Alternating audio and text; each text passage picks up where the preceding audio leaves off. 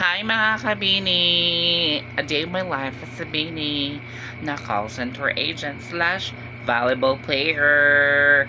Now, na ako diri sa akong room mga kabini, no? So, mag-early na ako karon. Actually, bago lang ko na humanog kaon, no? Then, gigutom pa man ko. That's why nagluto ko, or I mean, nagpaluto ko og canton. Then mo ni kaon ko here at my room, no, mukhaon ko og canton kay taod-taod lang sa bujog ko naabot gikan ko sa LTO nag follow up sa akong plaka sa akong motor. Yes, para di ta madakpan, no mga kabini. So nag-follow up ko ganina sa LTO. So mabalik ko October 20 pa makuha ang plaka. So very dugay nung mga hapit mag 1 month.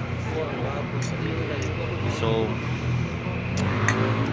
antos lang, no, at least kanang kuan na okay na kay dugay na jud na dapat na ko kuha ng plaka dayon.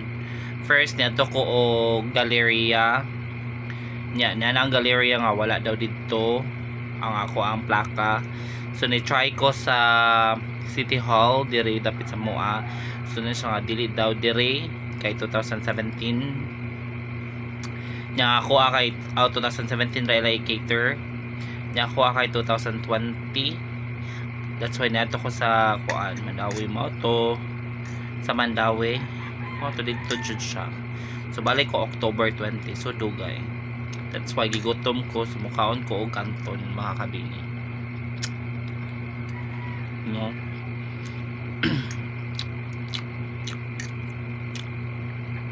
Eating canton at my room or in my room.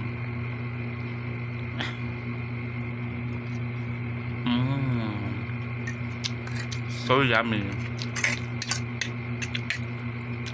Nag-diet man ko mga kabini. Diet pero ikaduhan na ako. Ay kanang kaduhan akong kaon first kini kaon ko og kuan rice and chicken. Then human kay kaon ko og bread with star margarine, duha ka slice. Yung karon canton. So nag-diet gihapon ko. Oh, so kaon-kaon tayo mga kabini.